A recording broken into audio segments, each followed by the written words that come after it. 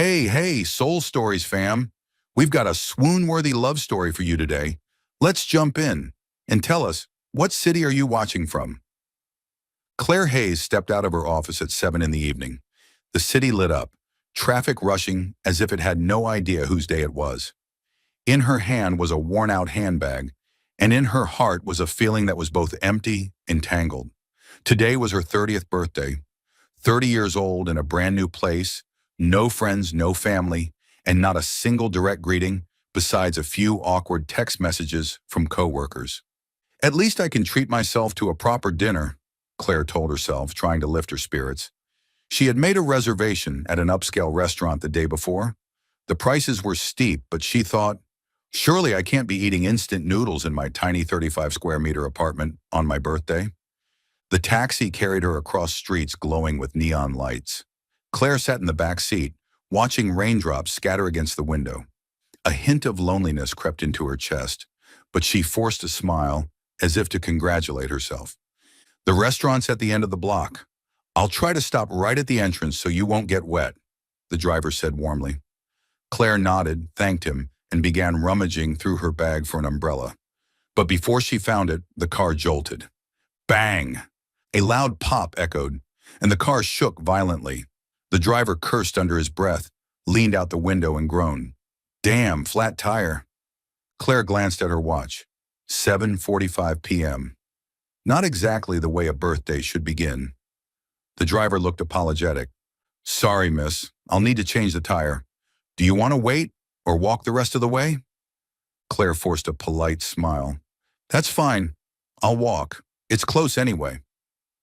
The rain was heavier now. Within 3 minutes, her neatly styled hair hung flat and damp against her cheeks. Mascara streaked down in smudges. She let out a bitter laugh.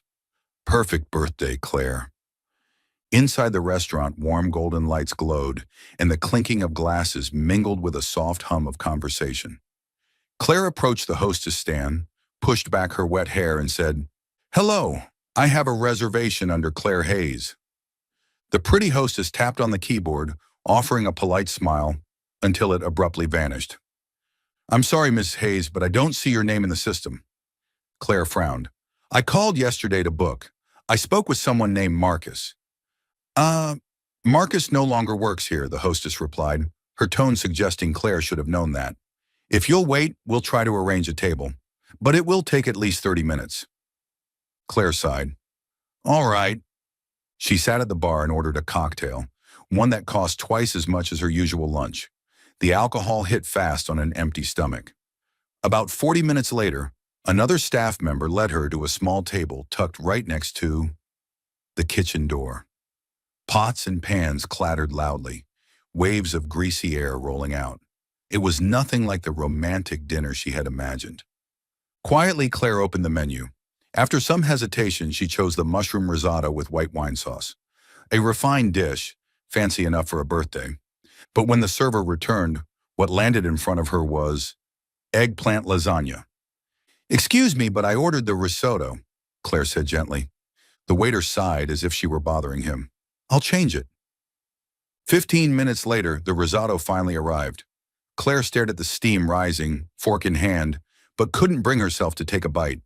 A lump swelled in her chest. Everything that had happened since morning, those half-hearted birthday texts, the flat tire, the lost reservation, being seated by the kitchen, the wrong dish, lined up like little jokes at her expense. She leaned back in her chair and let out a laugh. Not a happy one, but the kind of laugh you give when you no longer know how else to react. Half funny, half bitter, 30 years old, alone, in a vast city, and this was her birthday. Claire took a deep breath, letting her fork touch the risotto that had finally arrived after so many mishaps. The aroma of mushrooms rose faintly, but she couldn't summon an appetite. Loneliness wrapped around her like a thick fog, especially as she looked around. Couples holding hands, families laughing, friends clinking glasses. And she sat there silent, with the clang of pots and pans hammering from the kitchen behind her. Just finish eating and go home. Then this birthday will be over, she thought, forcing a smile for herself. But just as Claire lifted her fork, the chair across from her was suddenly pulled out. A tall man in a light blue shirt sat down as if the table had always been his. Sorry, he leaned in, speaking softly, his voice both urgent and laced with humor. Keep eating. Pretend we know each other. Otherwise, I'll have to sit with my boss and his family. Trust me, no one deserves that on a Friday night. Claire froze, fork suspended midair, wide eyes staring at the stranger now seated across from her. Who are you? Why are you sitting here? The man smiled, casually placing his napkin across his lap, as if taking someone else's seat was no bigger deal than sipping water. Just a minute, I promise. But if you look over at that table, he tilted his head slightly. 5 people, bald uncle, green tie, laughing so loud the whole block hears? That's my boss.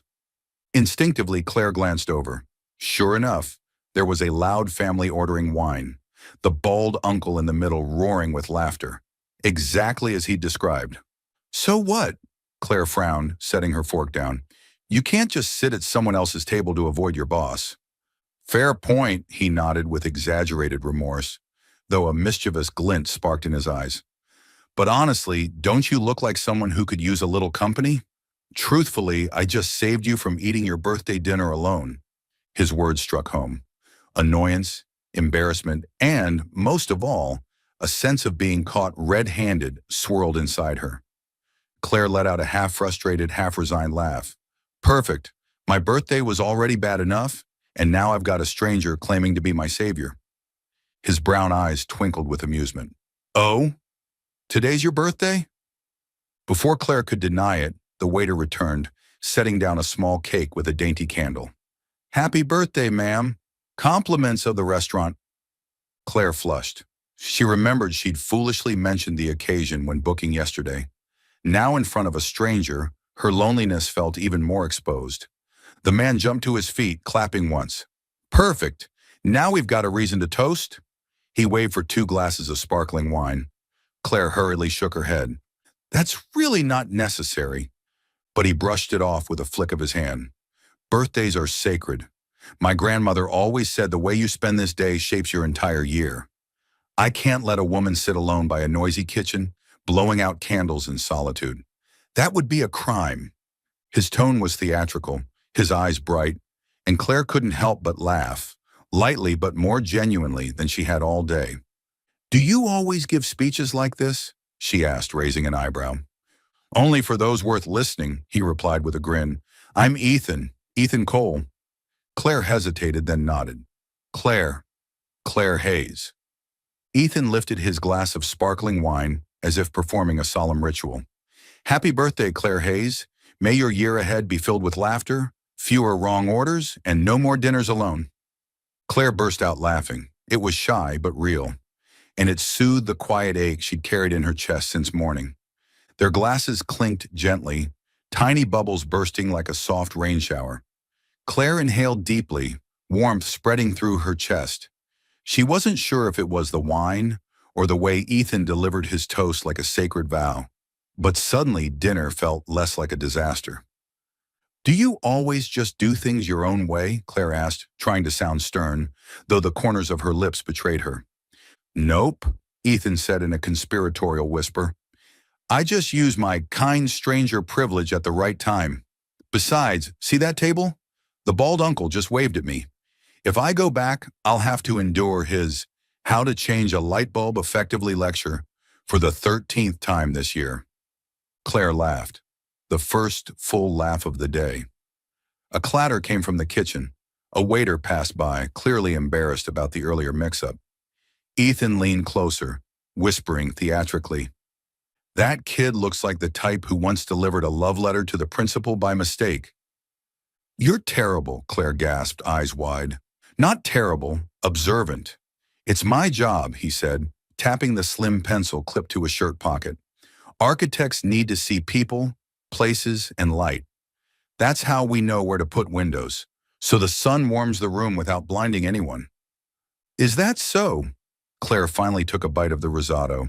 It was creamy, fragrant with mushrooms, not overly salty as she'd feared. My job's different.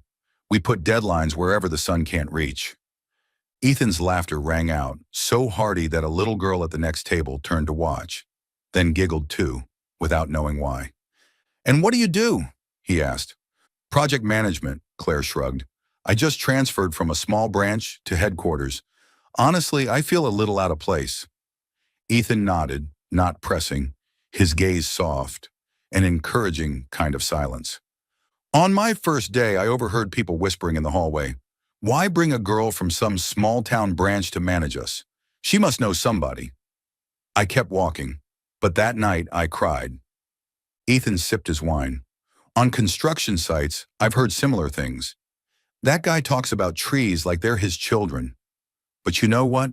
Sometimes people fear good things because they're not used to them." "You sound like a philosopher," Claire teased gently. "A mediocre one," he shrugged. "But I have one rule. If something I design makes a child stop under a tree to eat ice cream without melting into a puddle of sweat, then I've done it right." Claire laughed again. Suddenly, the noisy kitchen didn't feel so bothersome. Maybe it was because their laughter drowned it out, or because warmth in the heart makes every other sound fade. "And you? Besides deadlines, what protects your heart?" Ethan asked. "My neighbor, Mr. Whitmore," Claire replied immediately.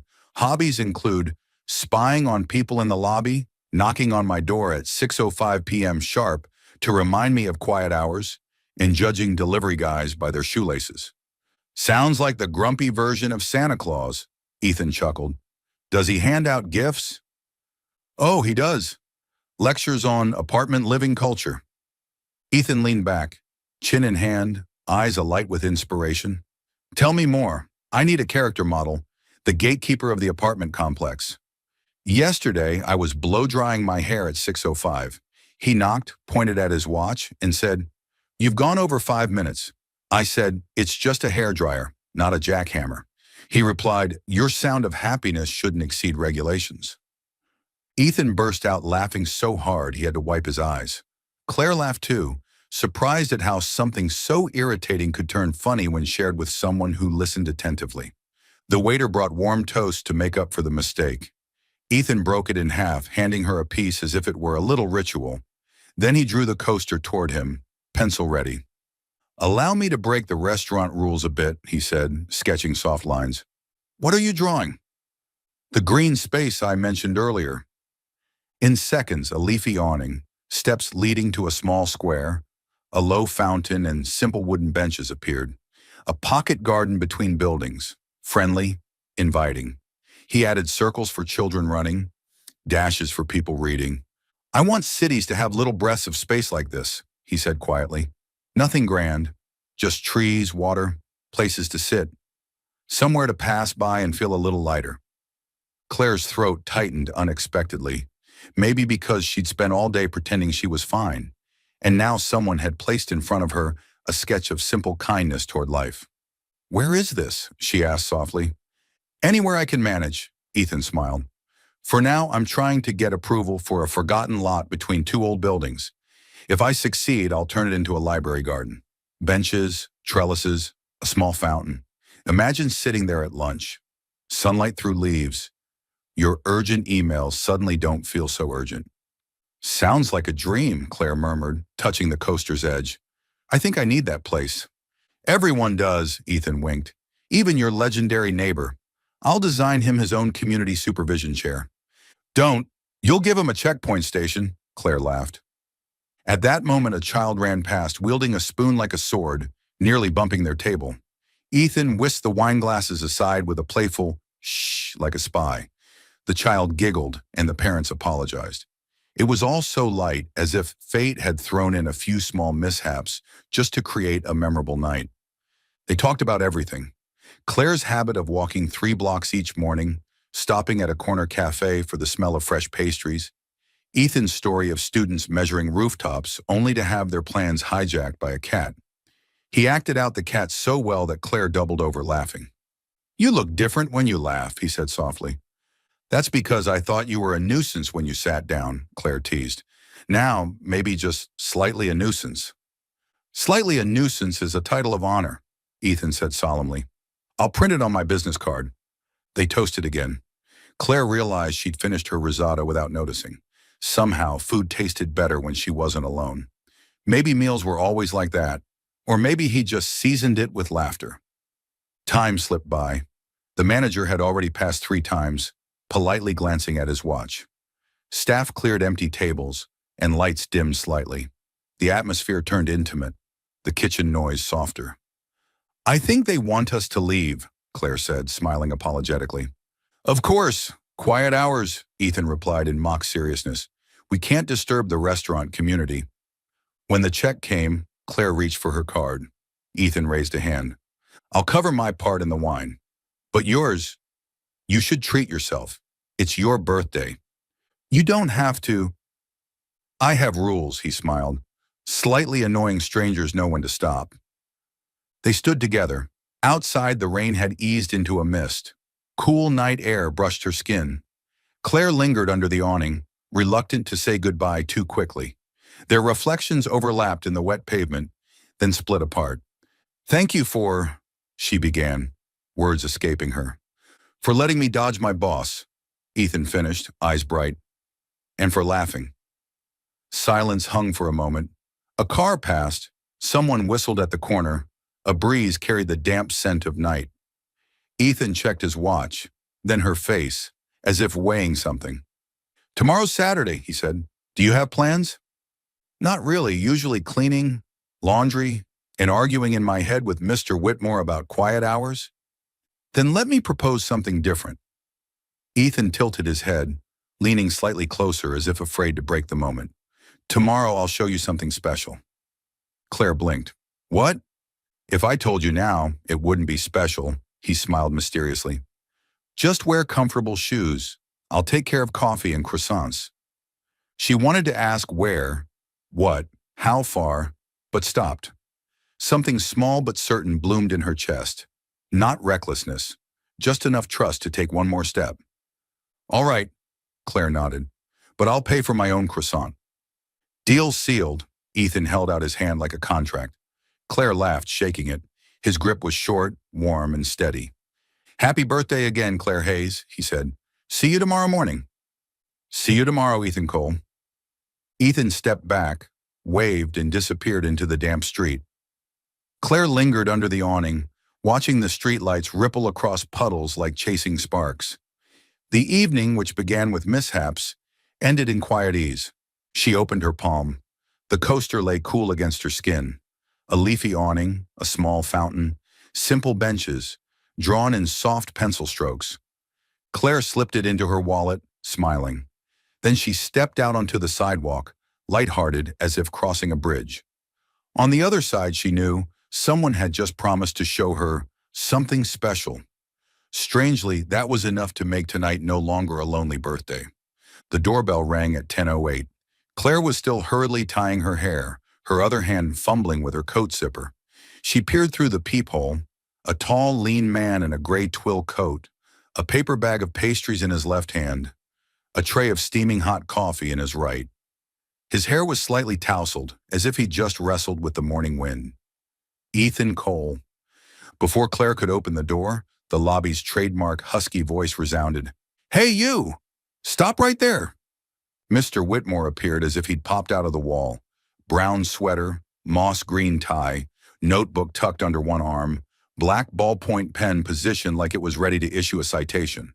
He looked Ethan up and down with the attitude of someone determining the threat level of an unfamiliar visitor. "Who are you here to see? Purpose? Do you have an appointment? Identification?" He rattled off, eyebrows bristling. Ethan startled a little, then immediately straightened up, lifting the coffee tray as if presenting a logbook. "Sir, I have an appointment with Ms. Claire Hayes. Purpose, to deliver breakfast along with a bit of happiness. I do have ID, but I'm currently too busy keeping the coffee from spilling. Visitors are not allowed to bring outside food in if it soils the lobby carpet," Mr. Whitmore said, eyes fixed on the tiny beads of condensation on the lids. "And no making noise." "I promise I'll leave as quietly as a cat. A well-behaved cat," Ethan smiled, leaning toward the coffee as if whispering to it. "You hear that, guys? Silence, please." Claire opened the door just then and nearly burst out laughing. "Good morning, Mr. Whitmore. This is my friend Ethan. He's completely harmless and very good at walking softly and speaking softly. I acknowledge your assurance, the man nodded, still sneaking a glance at Ethan. Just a reminder, Saturday quiet hours last until 9. No loud laughter, no scraping chairs across the floor. I'll laugh in my thoughts, Ethan said solemnly, and I pledge not to scrape anything except a croissant. The corner of Mr. Whitmore's mouth twitched as if he were wrestling with himself between stern and slightly amused. In the end, he flicked his hand. Fine, but do not spill coffee on the new carpet. That kind holds smells forever. Ethan inclined his head like he was bowing to a castle's master of ceremonies. Understood, Lord of the Carpet. Claire couldn't hold it in and covered her mouth laughing. She thanked him and pulled Ethan inside.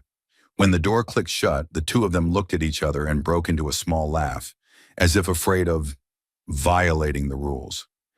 You've just passed the toughest test in this building, Claire said, taking the pastry bag. I know. I rehearsed all night. Don't spill the coffee.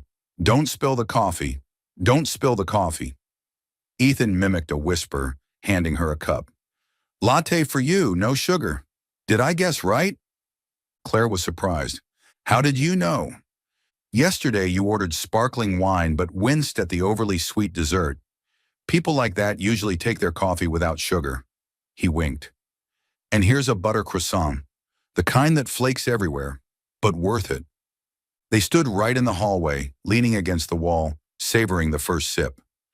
The smell of coffee mingled with warm butter, melting into the chilly morning air, so delicious that they both sighed with contentment. So what's the something special? Claire tilted her head. I told you, if I say it now, it won't be special, Ethan smiled. Just wear comfortable shoes. The rest depends on your courage. I'm only afraid of Mr. Whitmore, Claire joked. Otherwise, let's go. Ethan's car was an old green station wagon, the kind that looked like it was made for hauling plants more than people. In the back seat, 2 small fern pots trembled. A few thick books were strapped in with a seatbelt, along with a tape measure and a roll of pencils. Sorry about the mobile mini forest, Ethan said, lowering the window for air. I'm acting as temporary babysitter for some office plants. They need sun on the weekends. Do they have names? Claire asked, surprised. They do. The one on the left is Little Tangle, because it's always tangled. On the right is Sir Nonchalant, because its leaves droop regardless of life. Claire giggled and buckled her seatbelt. Do you often talk to plants? Yes, and they rarely argue, Ethan replied deadpan. On a Saturday morning, the city was still half asleep. Streetlights hadn't fully switched off. A few cafes had opened early. Joggers slipped by like little dashes. The wind carried last night's dampness in a faint yeasty scent of baked goods. Ethan turned on a small radio. Soft jazz hummed in the background. Are we going far? Claire asked. Not far, just a little roundabout, Ethan said, turning down a narrow street. I want you to forget you're surrounded by concrete. The car stopped in front of a row of old brick walls blanketed with ivy. A low iron gate was locked with a rusty padlock, but beside it was a narrow passage, just wide enough for one person to slip through. Ethan grabbed the bag of croissants and a thick blanket from the trunk. Let's go, he said as casually as if inviting her to cross a field. They squeezed past the wall and stepped onto a path hidden under dense branches. The smell of damp earth rose. Birds chattered somewhere. Leaves rustled beneath their feet. Claire noticed her breathing had slowed, as if her lungs were surprised to be inhaling a different kind of air. What is this place? She whispered. Once I was looking up records for an old house that was demolished long ago, Ethan said, pushing branches aside for her. The house is gone, but the neglected garden is still here, inside these walls. Someone forgot to lock a side gate. I've been coming by sometimes ever since. I don't tell many people. The path opened up and Claire came to a stop. In front of her was a clearing that felt like a fairy tale. New green grass spread like a carpet, dotted with low lavender bushes. In the middle stood a round stone basin, its still surface reflecting a patch of silver sky. A few old wooden benches sat scattered about, each worn by time.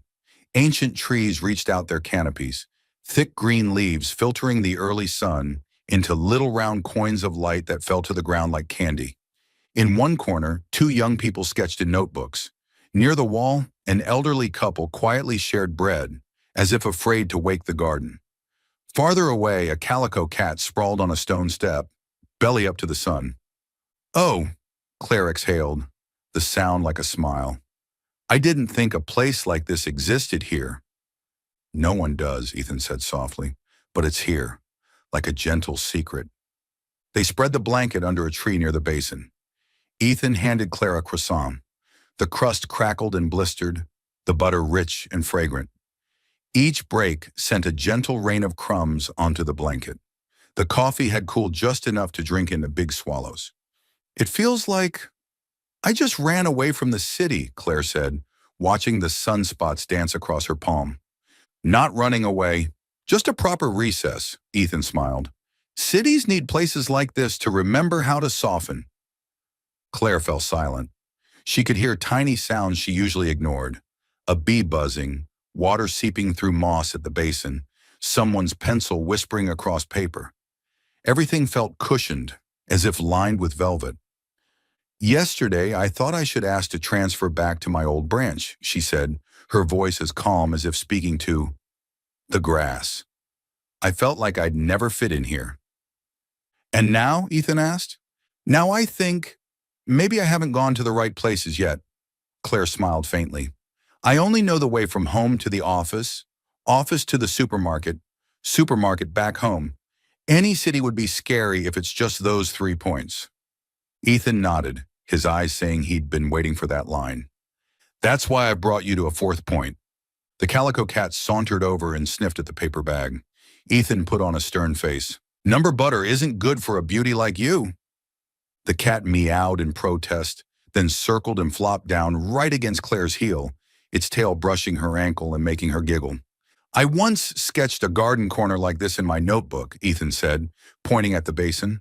"A circle where people can gather but aren't forced to. Anyone who wants quiet can find a nook. Anyone who wants to talk might accidentally meet someone's eyes here." "That makes sense," Claire said, turning the paper cup in her hands. "At my company, people meet eyes to guess who holds power. Here, it seems it's just to say, 'Good morning.'" "I wish the city were full of those good mornings," Ethan replied. They sat for a while at their leisure. The only sounds were leaves whispering and water trickling from the stone basin. Claire realized her heartbeat had slowed, as if all her work worries and coworkers' whispers were stuck outside those ivy-covered walls. "How about this?" Ethan said suddenly, turning half a pastry in his hand. "If you had to make one wish today, what would it be?" Claire lifted an eyebrow. "Are you turning breakfast into an interview?" "Number. It's just, if this secret is something you and I share, there should be a few wishes to go with it." Claire pressed her lips together, thinking. Her initial smile faded into contemplation. "I think I wish I had a place to call home. Not a hastily rented apartment, not an office with lights on all night, and definitely not a seat by a noisy kitchen in a restaurant. Just a place where I don't feel out of place." Ethan was quiet for a moment, letting the weight of that settle into the grass. Then he nodded slowly. "I understand." "And you?" Claire asked, looking over. Ethan swept his gaze across the garden. The mossy basin, the old benches, sunlight pooling into round spots. He lifted his hand as if sketching a building in the air. "I want to create more spaces like this for the city. Places where people can take a deep breath and feel like they can still breathe." Claire smiled. "You sound like a poet." "No, I'm an architect," Ethan countered, though his eyes gleamed playfully. "Very different things. Poets make people dream. I just want to make them feel less stifled." They both laughed. Their laughter rang in the quiet space like a little bell trembling. Claire leaned her head back against the tree and thought that it had been a long time since she'd laughed so freely. Since arriving in the city, she'd been bracing herself nonstop. Now in this secret garden, with a man who was slightly annoying but sincere, the weight eased noticeably. Ethan kept talking, his tone a mix of earnest and teasing. "You know, if I ever succeed, I'll build rooftop parks, turn parking lots into gardens, and put wooden benches on every corner. And I will definitely, Reserve a spot for a statue of your grumpy neighbor. Claire laughed, covering her mouth. If Mr. Whitmore heard that, he'd probably rally the entire residence council to protest. That's fine. I'll build a complaints room next to it. Give people a place to grumble, and they'll be less cranky. Their smiles lingered. In the deep green space, their conversation moved between thoughtful and playful, and Claire realized for the first time in many months that she felt truly light. An ordinary Saturday morning, yet it became a morning she knew she would remember. A morning with croissants, coffee, and a secret garden, and a new smile. Claire wasn't sure why she agreed so quickly. All she knew was that after that morning in the secret garden, Ethan's invitation felt a lot easier to accept. Tonight, I'm having a little get-together with some friends. They're all a bunch of oddballs, but fun. You'll come, right? Ethan asked as he drove her home. Claire hesitated. She was used to office parties where people raised glasses of white wine, but their eyes gleamed with calculation. The thought of a completely unfamiliar gathering made her both curious and nervous. I don't know. I'm not sure I'd fit in, she admitted.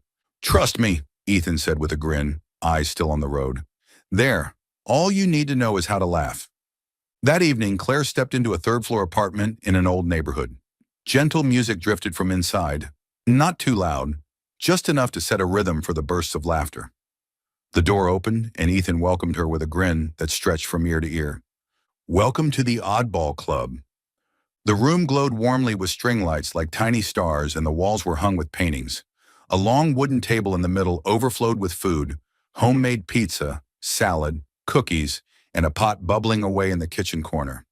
This is Anna, Ethan introduced, pulling Claire toward a short-haired girl with paint still on her hands. She's a painter, specializes in portraits where the eyes are always bigger than real life. Anna stuck out her paint-stained hand. Nice to meet you. Don't mind the mess. I just finished attacking a wall today. Claire laughed, shaking her hand, leaving a smudge of blue-green on her own finger. And this is Daniel, history teacher. But whenever he tells a story, it starts in the 18th century and ends in Star Wars, Ethan went on. Tall and lanky with round glasses, Daniel straightened his tie and immediately launched in. History and Star Wars both teach us about power and tragedy, you see. The entire room groaned in chorus. Daniel, making Claire double over laughing. Next, Maya, chef/kitchen destroyer. Ethan pointed at a brown-skinned woman in a sauce-stained apron. I don't destroy, I create, Maya shot back, handing Claire a cookie. Try this. I call it tomato basil chocolate. Claire cautiously bit into it. The flavor, unusual. She swallowed quickly and nodded. Very original. Maya beamed. See? Finally, someone who gets me. And last, Leo, musician. He'll sing at any time, whether anyone asks or not, Ethan finished. Leo, his long hair tied back, cradled a beat-up guitar. He immediately strummed a chord and sang, Welcome, Claire, the newcomer here. The room erupted in laughter. Claire clutched her stomach, surprised at how easy the atmosphere felt. The party kicked off with a simple game of charades. The loser had to sing any song. Daniel kept losing because he launched into historical lectures instead of acting out the scenarios. Your word was cat, but you gave us the Industrial Revolution, Anna scolded. But cats are the silent witnesses of all social upheaval, Daniel declared passionately. In the end, he was forced to sing. Standing stiffly, glasses off, he suddenly belted out, Happy birthday to you. It's not my birthday anymore. Claire laughed until her cheeks hurt. To me, history is a cycle, Daniel replied deadpan. Every day can be a birthday. The room exploded with laughter. Then it was Maya's turn. She flapped her arms in an attempt at airplane, but everyone guessed roast chicken. She had to sing, off-key and tuneless, forcing Leo to strum wildly to keep up. A pop song collapsed into chaotic improv, growing funnier with every note. Claire laughed until tears streamed down her face. She couldn't remember the last time she felt so carefree. No judgmental stares, no whispered comparisons, just laughter and genuine welcome. Later, as the group bustled to clear the table, Ethan tugged Claire onto the balcony. City lights winked in the distance, the air carrying the smell of pizza and fresh paint. What do you think? He asked. I think It feels like I just found a second family, Claire said softly, smiling. Everyone's so warm. Ethan nodded. Told you. Here, all you need to do is laugh. Claire glanced back into the apartment. Anna snapping photos of the pizza. Maya yelling, "Don't eat all my unique cookies." Daniel fixing his tie to deliver another lecture. Leo strumming and chanting, "Pizza, pizza," like a chorus. A group of genuine oddballs, but endearingly so. Leaning against the railing, Claire felt something ease inside her. For the first time since moving to the city, she felt welcomed. Not for her job title, not for her achievements, but for her smile, her presence. Just her. And that was more precious than anything. Still following the story? If this story found you outside of Soul Stories, we invite you home, to where every touching tale begins with truth, hope, and heart. On Monday morning, Claire stepped into the company's headquarters with a mood completely different from every week before. It wasn't that the work had gotten any less demanding, deadlines still breathing down her neck, emails still piled like mountains, but because she just had such an unusual weekend. A morning in a secret garden, an evening with Ethan's oddball friends, laughter still echoing somewhere inside her. For the first time, Claire didn't feel entirely like an outsider in the city. She greeted the lobby guard with a clear smile, receiving a surprised nod in return. In the elevator, instead of staring at her phone as always, she looked straight into the mirror, adjusted her hair, and smiled softly at herself. The morning meeting began as usual. A long conference room, glossy white table, 10 colleagues already seated, all focused on their laptops. Claire's direct manager, sharp, composed Marjorie, looked around and said evenly, "We need ideas for the new product campaign. Any suggestions?" The room fell silent, only the faint tapping of keys. Normally, Claire would have kept quiet, because every time she spoke, someone would inevitably raise an eyebrow or sigh as if to say, what could she possibly know? But today, Ethan's words from the night before rang in her mind. Don't forget, you're better than they think. Claire took a breath and raised her hand. I have an idea. Heads turned. Marjorie gave her a small nod to continue. Claire stood up, her heart racing. Instead of flashy, overproduced ads, what if we created a series of content based on the real experiences of our customers? Short, simple videos filmed in familiar corners of the city. Real people. Real stories. A few colleagues frowned, skeptical. But Claire went on, her voice steadier. People are tired of perfectly polished images. What they want is relatability. I think this could be a way for our brand to breathe. She stopped, heart pounding. Silence hung for a moment. Then Marjorie nodded, her eyes lighting up. Good idea, Claire. Let's try a pilot based on that suggestion. Claire sat down, exhaling softly. Her heart was still pounding, but this time from exhilaration.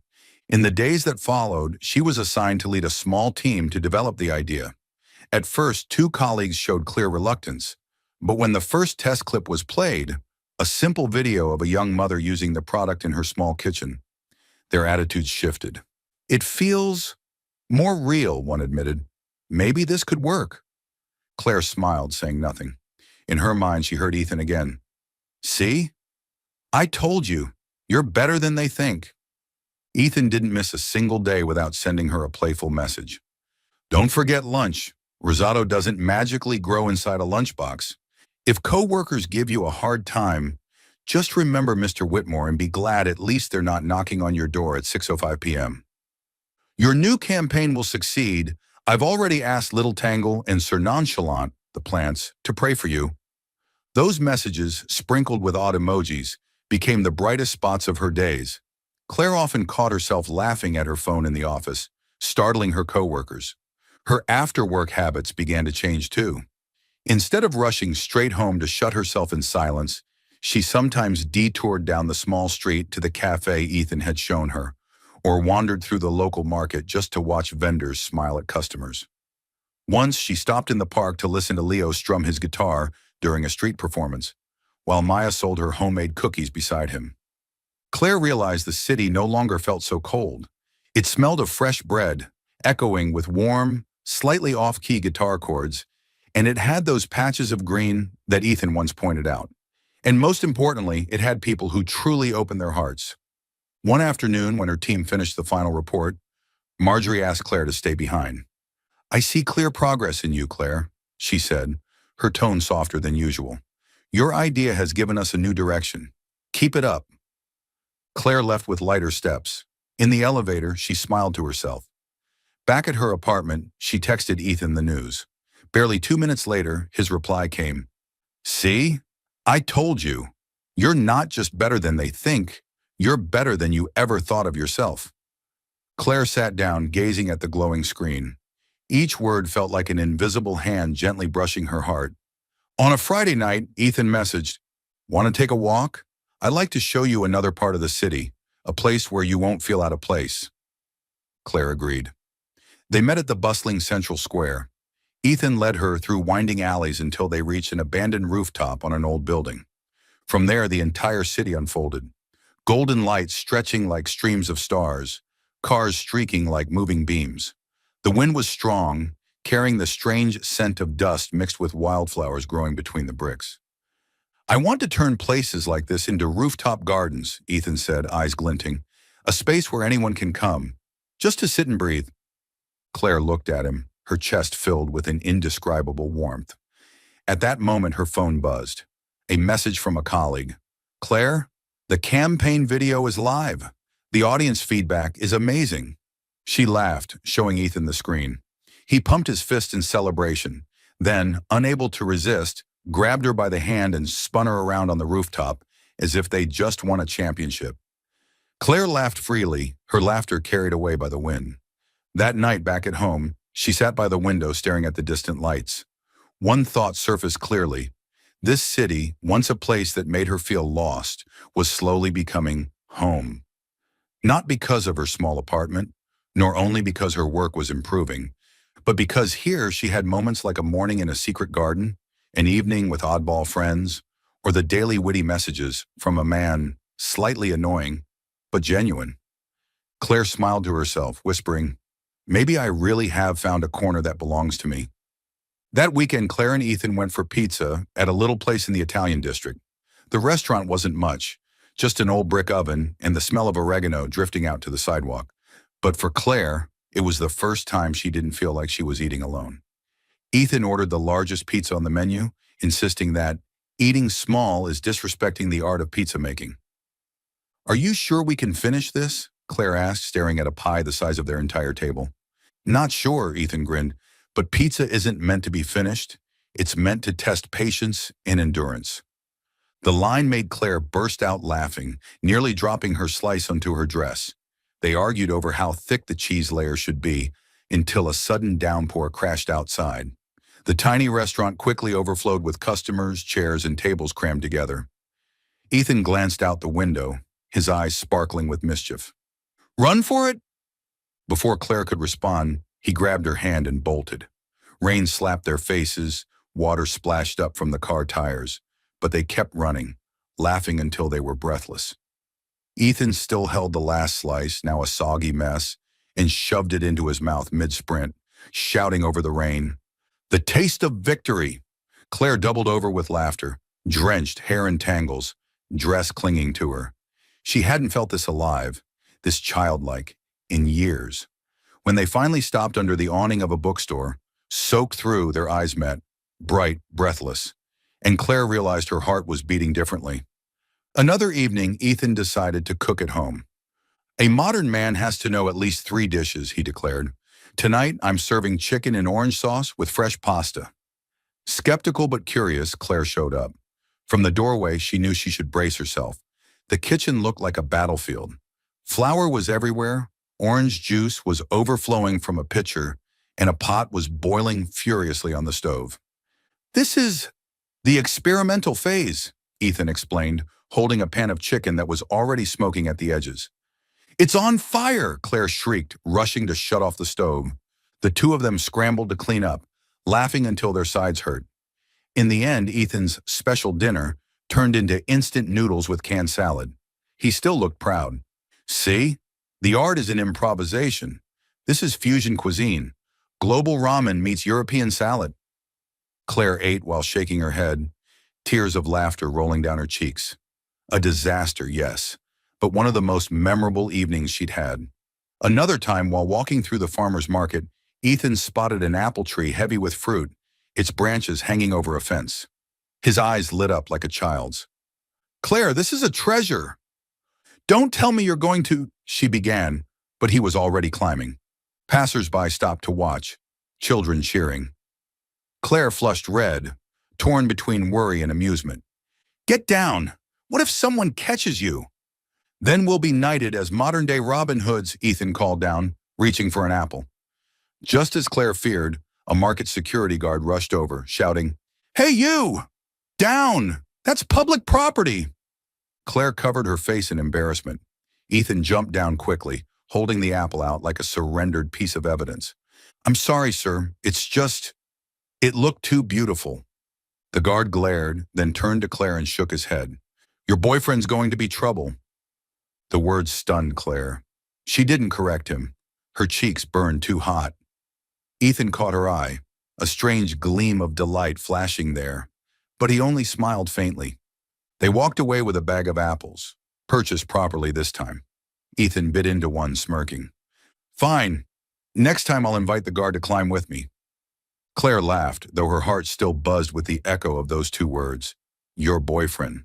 Those quirky little outings kept piling up.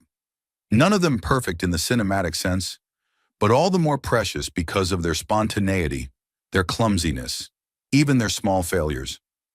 Each time she was with Ethan, Claire felt allowed to let go, to laugh loudly, to be awkward without fear of judgment. They teased each other like friends. "You really are a kitchen disaster. And you're the victim of that disaster." But in the quiet pauses between jokes when their eyes met unexpectedly, Claire sensed something different. Not just friendship, not just fun. One night after walking her to her door, Ethan lingered. He looked at her for a long moment. No words, just a slightly uneven smile, a gaze that held on longer than usual. Claire's heart raced. She quickly turned away, pretending to search for her keys. Inside her, something was quietly taking shape. She didn't need Ethan to put it into words, nor a grand declaration under fairy lights. That look was enough. It told her they were moving closer, little by little, and most of all, she wasn't afraid. That week, Claire's company was busier than ever. The marketing campaign she had proposed was entering its final stretch. The office buzzed with the clatter of keyboards, non-stop ringing phones, and back-to-back meetings that left no time for a proper lunch. The break room was cramped, filled with the bitter smell of coffee and the distant rhythm of typing. Claire walked in to pour some water and immediately caught snippets of two colleagues gossiping. "You know that guy Claire's always hanging out with," one said, lowering her voice but clearly making sure it carried. "Yeah, looks polished on the outside, but I heard he's just some small-time architect. Projects nobody remembers." "Exactly, always talking about those so-called green buildings. Sounds nice, but in reality, he can't make anything happen. More of a smooth talker than anything." Dry laughter followed. Claire froze. The words pricked like needles straight into the fragile trust she'd been holding. Quietly, she turned away, but inside her chest was churning. That evening, Ethan invited her out for dinner. Claire claimed she was busy. He only replied with a single line, "No problem, another time then." Still in his usual playful tone, but to Claire it suddenly sounded hollow. Her mind replayed the words from earlier, all talk. She remembered the times Ethan had scribbled sketches of pocket parks on coasters, the dreams he spoke with eyes lit bright. Back then, Claire had felt his sincerity, almost childlike faith in good things. But now she couldn't help wondering, was it all just talk to impress her? That weekend, Ethan called, his voice brimming with excitement. "Claire, I want to show you my latest design.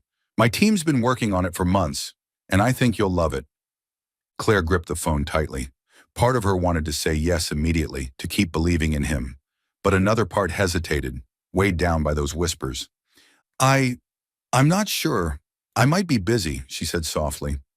On the other end, there was a brief silence. Then Ethan replied, low, still trying to sound upbeat. "Yeah, no worries. Just let me know when you're free. I'll save you a spot." The call ended. Claire set the phone down on the table and sat there, staring blankly. A cold thought crossed her mind. Maybe he really is just someone who talks big. In the days that followed, Claire no longer texted him as much. Her replies grew short. Sometimes she ignored his messages altogether. Ethan still sent his silly jokes, still wished her a workday free from toxic deadlines, still told stories about Mr. Whitmore as if they were laughing side by side. But Claire read them without smiling. She closed her phone, torn inside.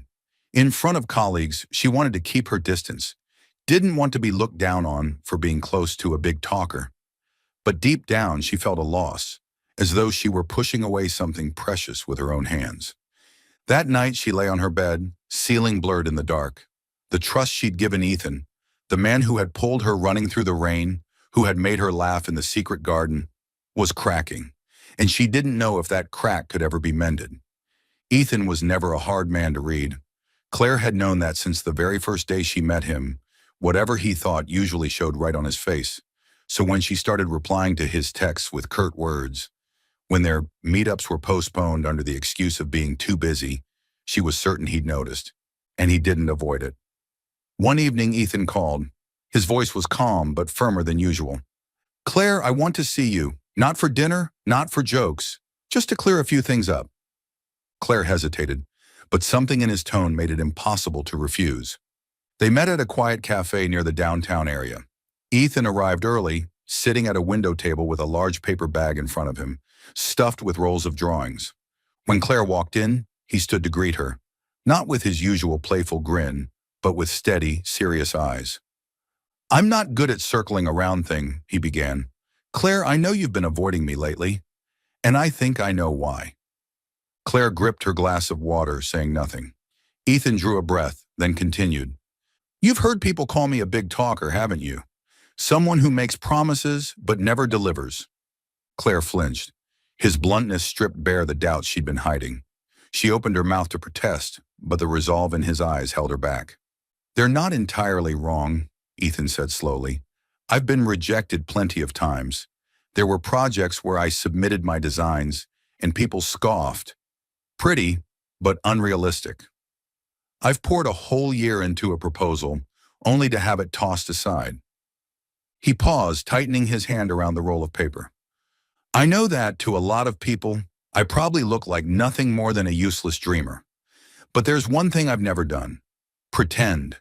Everything I've told you, every dream I've shared, they've all been real." Claire's throat tightened. Her doubts began to feel less like caution, more like shame. Ethan opened the bag and pulled out a large roll of drawings, carefully spreading them across the table. Pencil strokes, watercolor shading, and detailed notes filled the page. "This is the project I've poured my heart into," he said, voice steady. "A green complex right in the center of the city.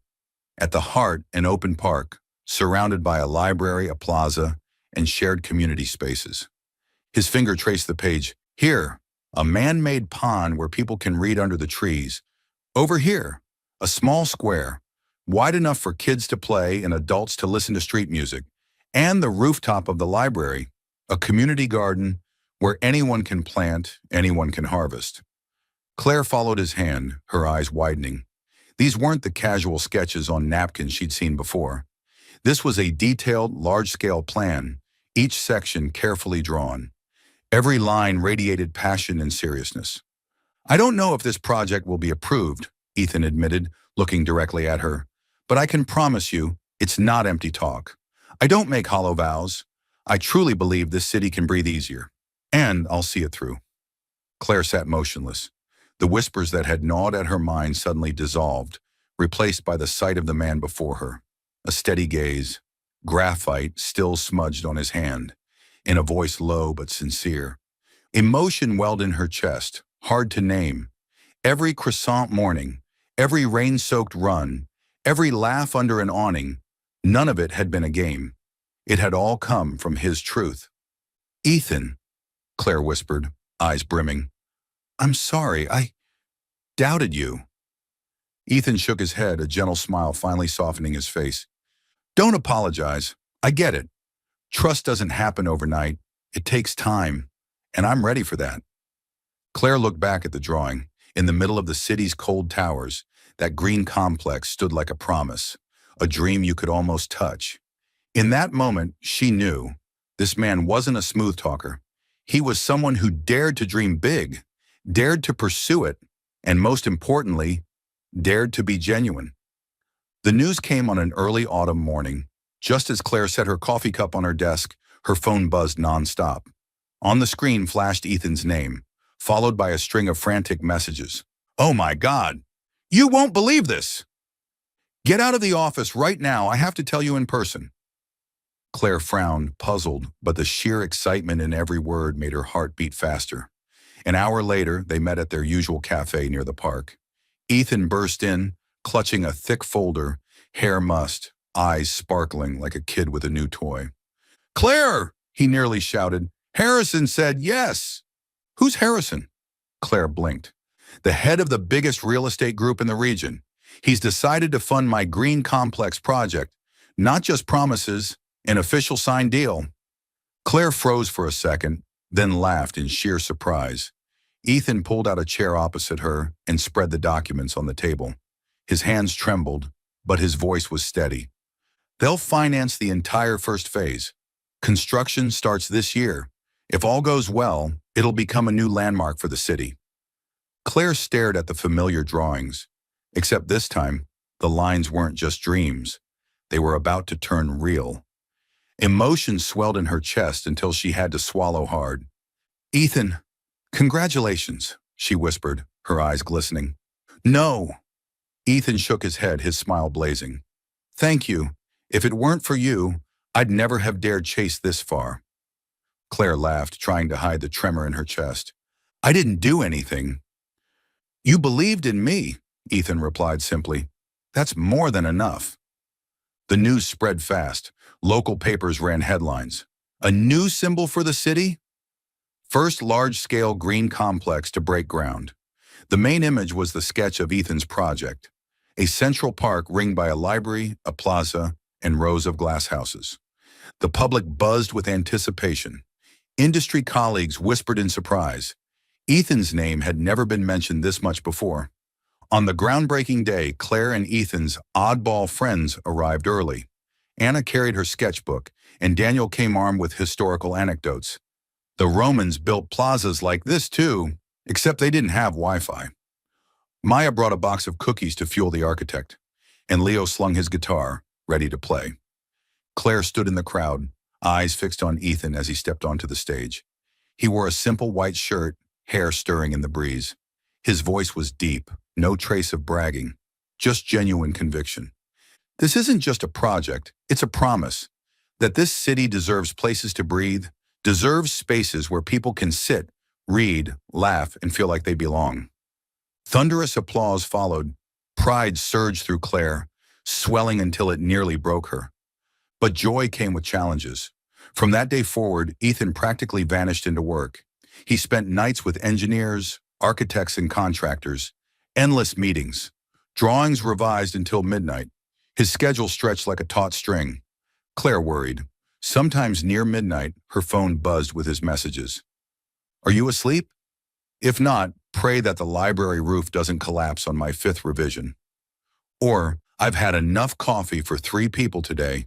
If I sprout a second head, would you still be my friend?" Those silly lines made Claire laugh, but they also stung. She knew he was exhausted, yet still tried to reassure her, afraid she'd worry too much. One night she typed back, "If you grow another head, I'll buy us matching hats. Fair?" His reply was instant. "Perfect. One head will handle the project, the other will focus on making you laugh." Claire bit her lip, torn between sweetness and ache. During those long weeks, the oddball friends became his unofficial support team. Maya delivered late-night meals to the site. Anna sketched each stage of construction like a visual diary. Daniel entertained the crew with his stories, while Leo sat on the steps, strumming a guitar to ease the tension. Claire often stopped by too, carrying coffee and reminders. "You need to sleep, Ethan. No architect can stay upright without rest." He smiled with dark circles under his eyes, but his gaze was still bright. "I'm still standing. Because of you." Claire fell silent, her heart twisting and soaring at once. Winter came, and the project began to take shape. Steel frames rose high, and empty ground morphed into a plaza. The press covered it constantly. Passers-by paused to watch, buzzing with excitement. For Claire, every glimpse of the construction site brought the same thought. This wasn't just Ethan's dream anymore. It had become hers too. Pride swelled in her, not just because of the vision itself, but because she'd been there since the days when it was only a doodle on a cafe coaster. At night, she lay in bed scrolling back through Ethan's silly messages. Each line made her smile, then blink back tears. He was pouring everything he had into this dream, and she knew every word came from the truest part of him. Claire closed her eyes and whispered into the quiet, "You're not just a dreamer, Ethan. You're the man who dares to make dreams real." And this time, her faith felt as steady as the very foundations rising from the ground outside. The city glowed with light that evening. The newly completed complex, featuring green spaces, a library, an open park, and a plaza, had officially opened. In the middle of the bustling streets, the project stood both modern and welcoming, tree canopies casting shade, warm golden windows glowing, and the soft trickle of water from the central fountain. People called it by many names, but the most popular was the green heart of the city. Claire stood in the crowd, eyes shimmering. A year ago, on her 32nd birthday, she had sat lost in a noisy restaurant, feeling she belonged nowhere. But now, on her 33rd, she was standing in the center of a landmark created by the very man she had chosen to believe in. On stage, Ethan stepped up in a simple suit. Spotlights washed over him, thunderous applause filling the air. The host announced that he had been named Architect of the Year for creating not just a beautiful building, but one that sparked true community spirit. Ethan accepted the trophy, but his eyes immediately searched for Claire in the crowd. His smile made her heart tremble. "Thank you, everyone," Ethan's voice rang out. "But before we finish, I want to tell a story." He set the trophy down on a nearby table, then suddenly pulled out a chair and sat down, mimicking exactly what he had done 1 year ago. The crowd stirred, curious. Ethan looked up, his familiar mischievous smile returning. "A year ago, I walked into a restaurant, sat down at the table of a complete stranger, and said, 'Please pretend you know me, or else I'll have to sit with my boss and his entire family.'" Laughter rippled through the audience. Claire covered her mouth, tears springing instantly to her eyes. That memory, replayed here, in this place, squeezed her heart so tightly it hurt. Ethan stood, stepped off the stage, and walked straight toward her. Applause turned into cheers. When he reached her, he slowly dropped to one knee, pulling a small velvet box from his pocket. His voice shook lightly but carried steady strength. "Claire Hayes, a year ago, you saved me from the worst dinner of my life. Today, let me save every one of your days, with the rest of my life." Claire broke down, tears spilling as her hands trembled over her face. Around them, applause and whistles erupted. Ethan opened the box, the silver ring glittering beneath the lights. "Will you marry me?" Ethan asked, his eyes bright, full of hope. Claire nodded again and again, unable to speak. Tears streamed down her face as a radiant smile broke through. The entire plaza roared with applause, the cheers echoing across the open air of the very complex he had built. Ethan rose, pulling Claire into a fierce embrace. She buried her face against his shoulder, her voice choked but joyous. "Yes, 1,000 times yes." Amid cheers, brilliant lights, and in the very heart of the city's green heart, they shared their first kiss of a brand new beginning. This birthday, Claire was no longer alone. That spring, the city bloomed under fresh sunlight. The park library green plaza Ethan had designed had become a place people visited daily. Children running across the grass, students gathered with books beneath the trees, elderly couples strolling slowly around the clear pond. And today it was livelier than ever, because the space had been transformed into the setting for a very special wedding. Behind a makeshift wooden partition, Claire stood in a simple white dress. The lace wasn't extravagant, but it fit perfectly, making her look as though she belonged to this place, natural, radiant, and full of life. Maya adjusted the flower crown in her hair, grinning as she teased, "The bride's trembling like that? Then the groom's already won. Claire laughed through shimmering eyes. She looked out. Rows of chairs filled the plaza. Colleagues, the oddball friends, city residents, even strangers who had come to love this project.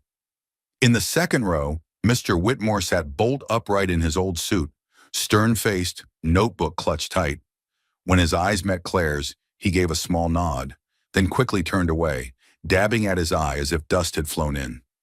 The gentle strum of Leo's guitar floated into the air.